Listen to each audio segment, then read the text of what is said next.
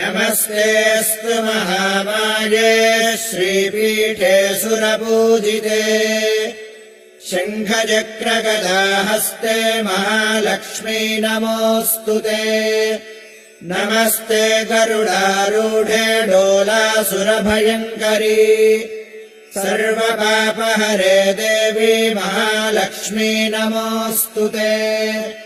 सर्वज्ञे सर्ववरदे सर्वदुष्टभयङ्करी सर्वदुःखहरे देवी महालक्ष्मी नमोऽस्तु ते। सिद्धिबुद्धिप्रदे देवी भुक्तिमुक्तिप्रदायिनी मन्त्रमूर्ते सदा देवी महालक्ष्मी नमोऽस्तु ते।